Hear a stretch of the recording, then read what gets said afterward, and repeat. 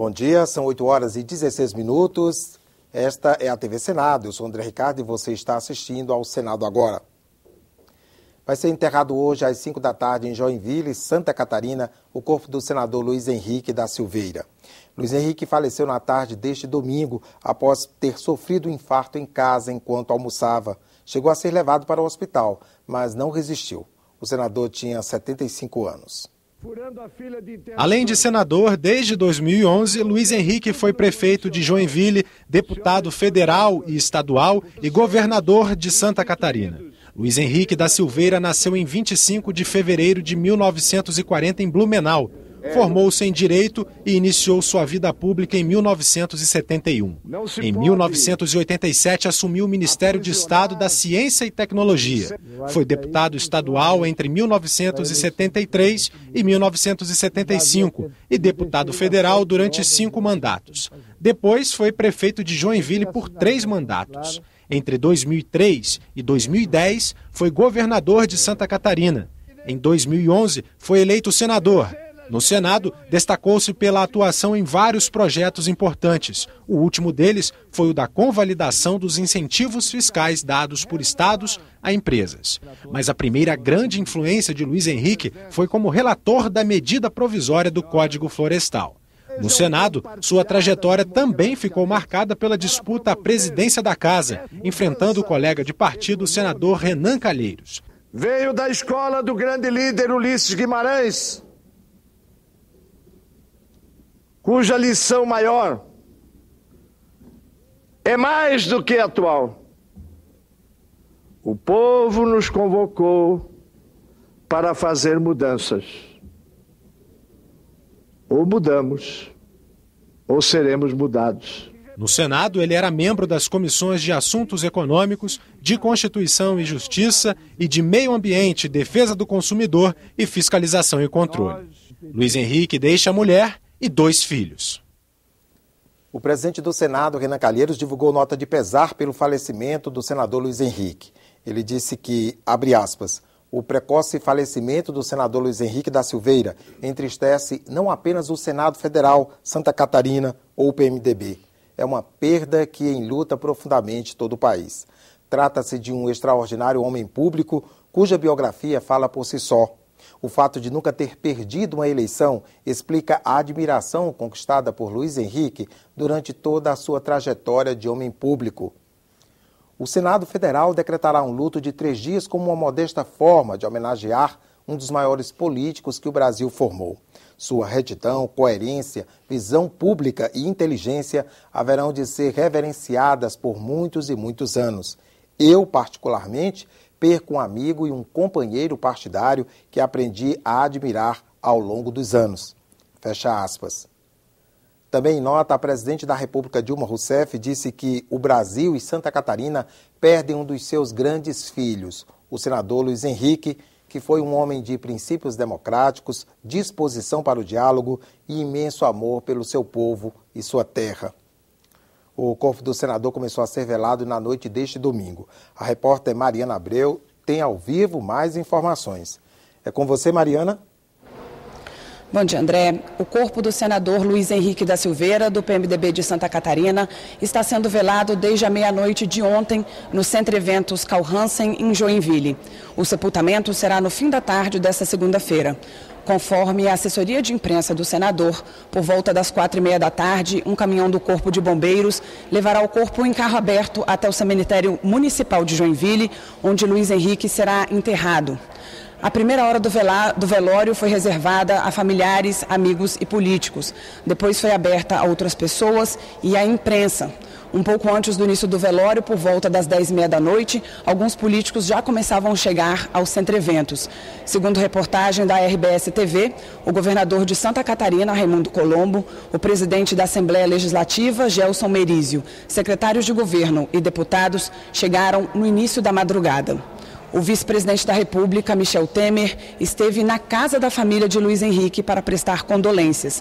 Ele foi acompanhado do governador do Rio Grande do Sul, José Ivo Sartori. Para Temer, a morte de Luiz Henrique é uma perda irreparável para o país. O governo de Santa Catarina decretou luto oficial de 7 dias. A prefeitura de Joinville, cidade que foi comandada pelo senador durante 3 mandatos, também decretou luto oficial pelo mesmo período. No Senado, o presidente Renan Calheiros estabeleceu 3 dias de luto e que a bandeira brasileira à frente do Congresso Nacional fique a meio mastro. As atividades da casa, por enquanto, estão mantidas. André. Obrigado, Mariana. Senadores também se pronunciaram a respeito da morte do colega Luiz Henrique. Para Paulo Bauer, a dedicação de Luiz Henrique à defesa da democracia de Santa Catarina e do país será lembrada eternamente. O senador Dário Berge afirmou que Luiz Henrique foi um homem público de extremo valor que dedicou a vida ao fortalecimento da democracia no Brasil. Para ele, Luiz Henrique amou Santa Catarina como poucos e realizou mais do que qualquer outro político catarinense do seu tempo. Já Humberto Costa disse que o senador era um grande colega, um homem por quem guardava um imenso respeito e enorme admiração. Afirmou que a morte dele deixa mais pobre a cena política brasileira. Com a morte do senador Luiz Henrique, assume a vaga na representação de Santa Catarina no Senado Federal o primeiro suplente, Dalírio José Beber. Aos 66 anos, Dalírio é natural de Massaranduba, conhecida como a capital catarinense do arroz. Empresário do setor imobiliário em Blumenau e advogado, Dalírio foi presidente da Agência de Fomento do Estado, o Badesc, de 2007 a 2011. Em seguida, presidiu a Companhia Catarinense de Águas e Saneamento até o ano passado. Presidente de honra do PSDB em Santa Catarina, reforça a bancada tucana na casa, que passa a contar com 12 senadores. Com a urgência aprovada na Comissão de Constituição e Justiça, o projeto de reforma do Código Penal Brasileiro será analisado em plenário amanhã à tarde, em sessão extraordinária. Na manhã de quinta-feira, os senadores fazem uma sessão temática para debater a terceirização no país, assunto do projeto de lei já aprovado pela Câmara e que também está na CCJ do Senado.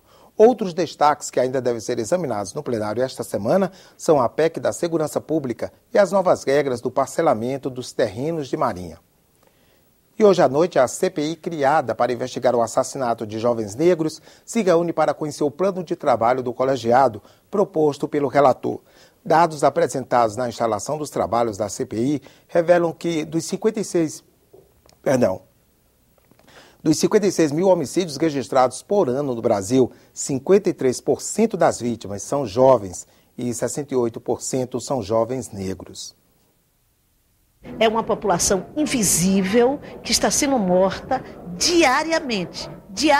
Enquanto a CPI se reúne, durante 2h30 que a CPI está reunida, nós estaremos convivendo com o aumento do índice de violência, de assassinato contra outros jovens negros, pobres e da periferia do nosso país. O direito de greve vai ser debatido daqui a pouco, às 9 horas, pela Comissão de Direitos Humanos e Legislação Participativa. Foram convidados representantes de entidades de trabalhadores, da iniciativa privada e de servidores públicos. A audiência é interativa. Perguntas e comentários podem ser encaminhados pelo portal senado.leg.br/e-cidadania ou pelo telefone do Alô Senado 0800 61 2211. A Câmara dos Deputados concluiu a votação da MP 665, que altera regras do seguro-desemprego, abono salarial e seguro-defeso para os pescadores. Foram rejeitados todos os destaques. A matéria vem agora para a análise do Senado. Os deputados não fizeram mudanças no relatório encaminhado pela comissão mista que analisou a matéria. De acordo com o texto que será votado agora no Senado, o empregado terá direito ao seguro-desemprego se tiver trabalhado por pelo menos 12 meses nos últimos 2 anos. Hoje, a exigência é de apenas 6 meses de carteira assinada. Para pedir o benefício pela segunda vez, o trabalhador terá que comprovar 9 meses de atividade. E um pouco menos, 6 meses de serviço para requisitar o benefício pela terceira vez. O seguro-desemprego estava tendo um prazo de carência de 6 meses, prazo esse que era previsto numa resolução do CODEFAT. A expectativa do governo era triplicar para a primeira solicitação esse prazo. A comissão mista, tentando uma solução intermediária, reduziu esse prazo de 18 para 12, mantendo o que já estava no antigo texto de lei. E esses 6 meses de diferença podem sim ter um impacto financeiro negativo em relação à expectativa do governo. Com relação ao abono salarial, o texto prevê que o empregado que recebe até 2 salários mínimos deverá ter trabalhado por 3 meses para ter direito ao benefício. Atualmente, o dinheiro é pago a quem tenha trabalhado por, no mínimo, 1 mês durante o ano. E o valor, que era sempre de 1 salário mínimo, será proporcional aos meses trabalhados. O texto não mudou as regras do seguro-defeso, salário pago aos pescadores no período em que a pesca é proibida. Foi mantida a exigência atual de pelo menos 1 ano de registro na categoria para ter direito ao benefício. O governo queria aumentar para 3 anos. Sei que a Câmara aprovou o projeto que como o governo queria, mas nós vamos aqui também ampliar a discussão sobre ele. Apesar da morte do senador Luiz Henrique, por enquanto estão mantidas as atividades da casa. E vamos conhecer agora a agenda das comissões do Senado para esta semana com o repórter da Rádio Senado, Roberto Fragoso. Bom dia, Roberto. Bom dia, André Ricardo. A Comissão de Constituição e Justiça vai sabatinar Luiz Edson Fachin nesta terça-feira. O indicado da Presidência da República ao Supremo Tribunal Federal conta com o apoio da bancada do governo e da bancada dos senadores do seu estado, o Paraná, mas vai ter que convencer a oposição de que terá uma atuação independente quando assumir o assento que era ocupado por Joaquim Barbosa até julho do ano passado. Há um questionamento levantado pelo senador Ricardo Ferraço de que Fachin não poderia ter exercido a advocacia privada depois de assumir o cargo de procurador do Paraná. Mas o relator da indicação na Comissão de Constituição e Justiça, Álvaro Dias, explicou que como ele assumiu o cargo antes da promulgação da Constituição Estadual de 89, ele ficou de fora dessa proibição.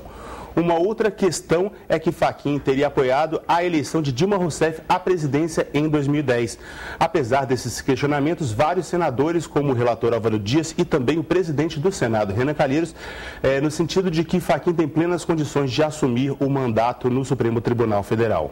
Além desse debate, 2 ministros vêm participar de audiências públicas no Senado nesta terça-feira. Ricardo Bezoini vai apresentar as metas do Ministério das Comunicações na Comissão de Ciência e Tecnologia.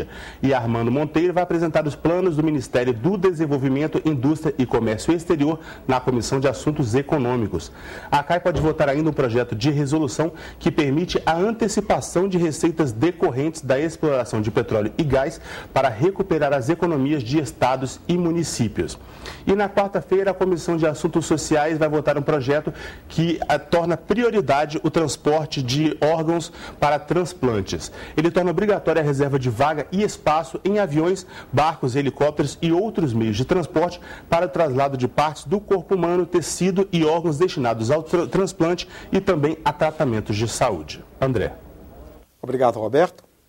Ficamos por aqui. Em seguida, você assiste ao programa Fragmentos da História, que traz o perfil e realizações do senador Luiz Henrique. O programa foi produzido pela TV Alesc, da Assembleia Legislativa de Santa Catarina. Continue com a gente.